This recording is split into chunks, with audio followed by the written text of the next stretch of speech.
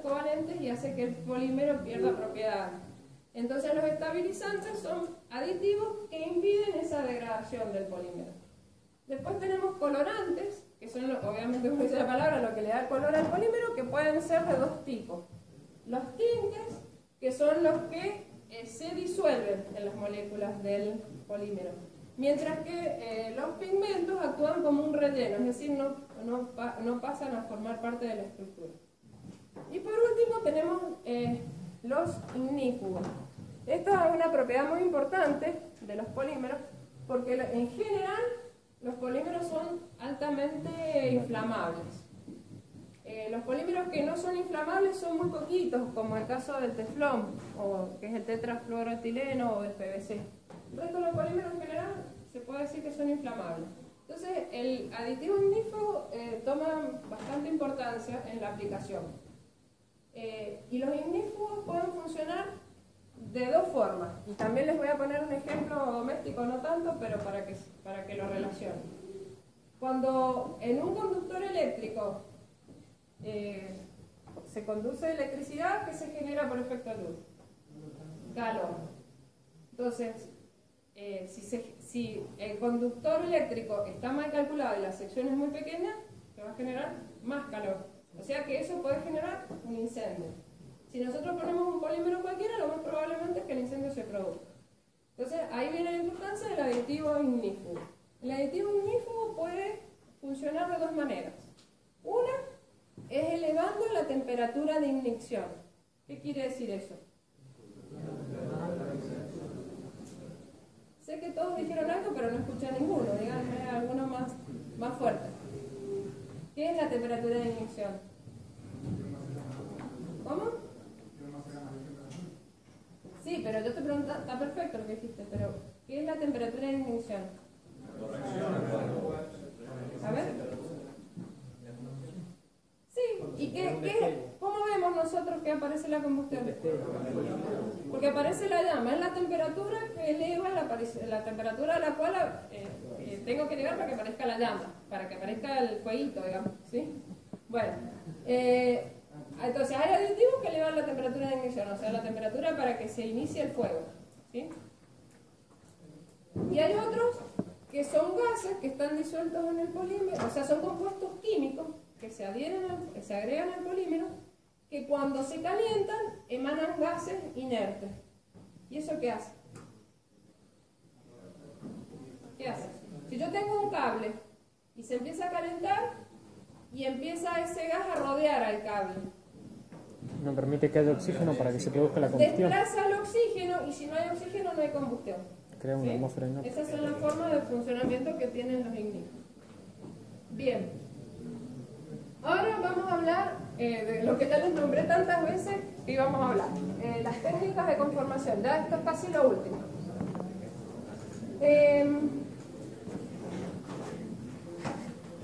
Las técnicas, o sea, el procedimiento que yo voy a elegir para conformar un polímero tengo que ver varios factores, ¿sí? Entre esos factores tengo que ver si es termoplástico o si es termoestable. Tengo que ver que si es termoestable, cuál es la temperatura a la que se ablanda. También tengo que ver la estabilidad del material en ese ambiente y la geometría y el tamaño del producto. Depende de qué forma, si el diseño es más complejo o menos complejo, cuál va a ser el proceso de conformación que voy a elegir. Se los explico brevemente y he traído un par de videitos para que vean en la industria estos procesos de conformación, algunos ejemplos de los procesos de conformación. Por un lado tenemos un proceso que se llama moldeo por compresión. ¿En qué consiste? Yo tengo un molde sobre una base, las dos partes, digamos, las dos partes del molde tienen como imagen y semejanza, digamos, o sea, uno se mete dentro del otro. Ambas partes del molde están calientes y se puede trabajar de dos formas. O colocando una preforma de un material si es una preforma, necesariamente tiene que ser de un material termoplástico o termoestable. Termoplástico. ¿Sí? porque se ablanda cuando lo caliento. Entonces, se calienta que es como un disco, y se aplica presión. Se presionan las dos partes del molde a una determinada temperatura. Y la pieza toma la forma del molde. En el caso de los polímeros termoestables, lo tendría que haber aclarado al principio, como no tienen esta propiedad de la reversibilidad que tienen los termoplásticos, se complica su forma para conformarlos. Entonces, lo que normalmente se hace es la polimerización del polímero durante el proceso de conformación. O sea, ¿qué es lo que tengo? Un prepolímero, o sea, los monómeros que van a dar origen al polímero, que generalmente están en estado líquido, y a ese prepolímero, durante el proceso de conformación, le agrego un catalizador, un reactivo que va a generar el proceso de polimerización posterior, y durante el proceso de conformación se produce la polimerización o proceso de curado, que se llama. Es decir, el polímero se endurece durante el proceso de conformación y se polimeriza. Esto, evidentemente, hace que el proceso de los polímeros termoestables sea más lento y más costoso.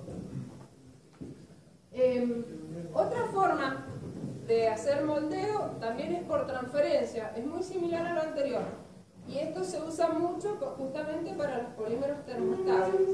¿Por qué? Porque hay una cámara en donde se coloca el polímero y donde se agregan los reactivos para polimerización, o bien se funde el polímero si estamos hablando de un termoplástico, y se lo distribuye uniformemente en el molde en el que vamos a hacer la pieza. Otro proceso es lo que se llama el proceso de inyección.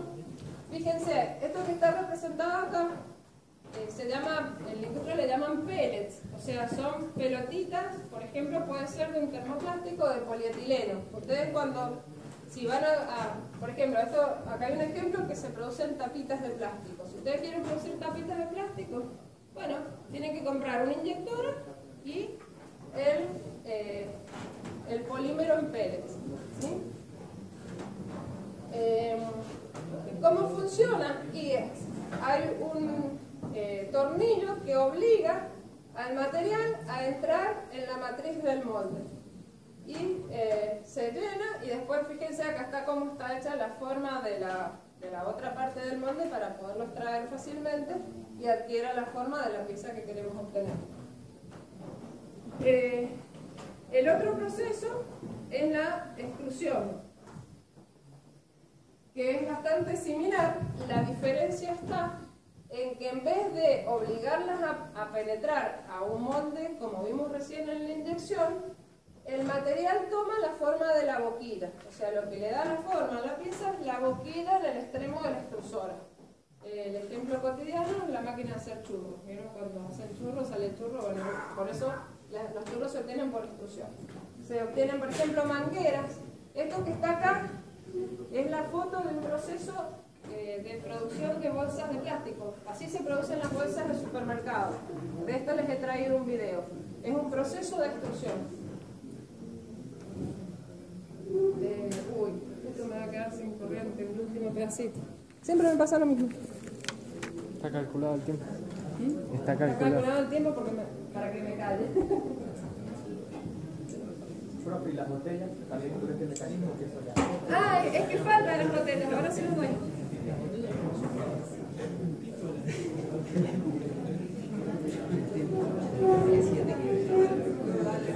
Profe, ¿lo quieren por acá? No me había dado cuenta.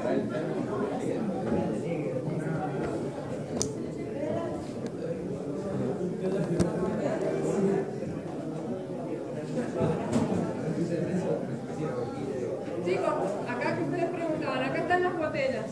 ¿Cómo se obtienen las botellas? Se sopla calor. Que también les traje un video para que lo veamos bien. Fíjense, acá hay un proceso de conformación de las botellas. No me da más la boca, así que queda poquito. ¿Ya están cansados? Yo también.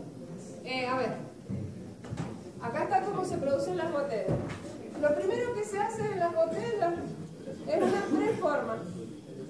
La preforma se hace por extrusión.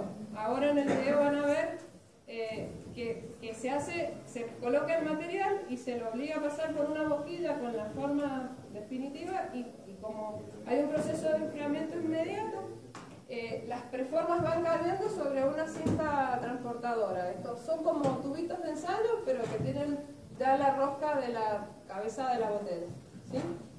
Después, esta preforma se coloca en un molde y se inyecta aire a presión, que primero le obliga a llegar hasta el fondo del molde y luego por presión el aire obliga a la preforma a adherirse a las paredes del molde.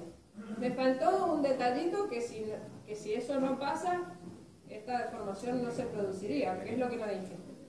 Calor. Claro, primero tengo que haber recalentado la preforma y obviamente el aire que estoy soplando también a elevada temperatura. ¿Por qué? Porque estoy en presencia de un termoplástico que se ablanda con la temperatura. Por eso es que le puedo dar la forma del molde, ¿sí? Entonces, una vez que tomó la forma del molde, el molde a su vez por dentro circula agua porque lo va refrigerando al polímero para que ya tome la forma definitiva y se endurezca. Se abre el molde y sale la botella.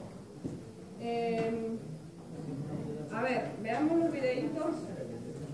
Si tengo suerte, porque la verdad que cada vez que traigo los videos es un lío.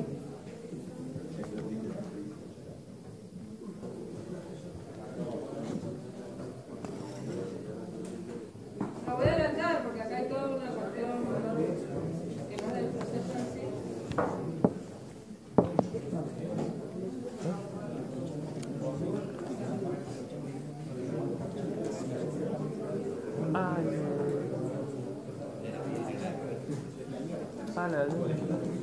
Fíjense, ahí empezó.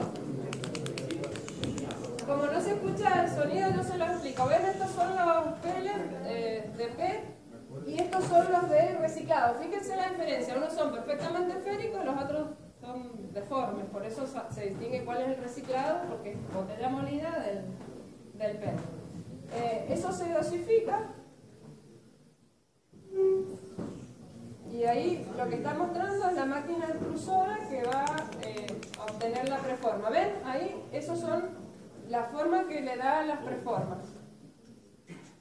Y van a ver ahora cómo muestra que van cayendo las preformas sobre la cinta. A ver, voy a apagar la luz porque no se ve mucho.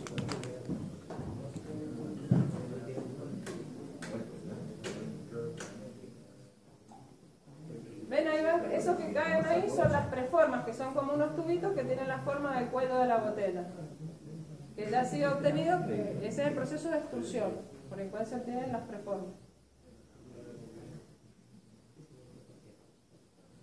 Hasta acá sigue mostrando siempre lo mismo, cómo hace la extrusión.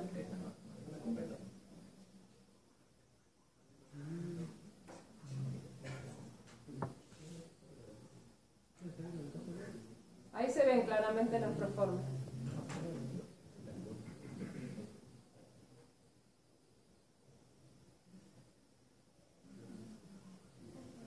Ahí van llevando las preformas a los moldes. Ese molde que gira así, esta es una línea de 10.000 botellas hora.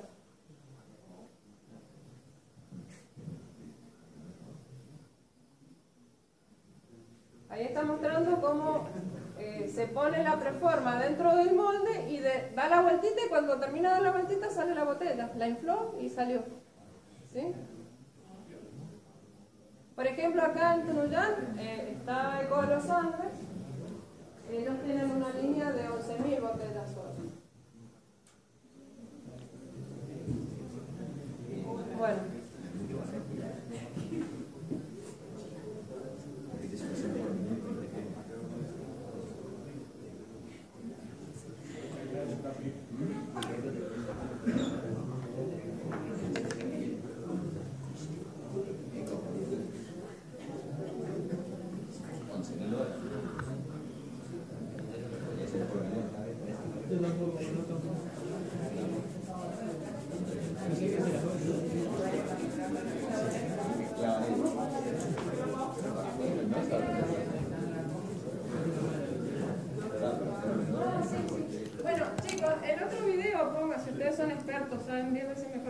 un video. Pongan en YouTube fabricación de bolsas de plástico y ahí se lo explica perfecto. Lo único que me quedó de la bolita de polímero sin darles, pero que brevísimamente, porque queremos dar también corrosión, es el tema de pinturas, que siempre van a la consulta a preguntar si pinturas entra en el examen final o no entra y si entra.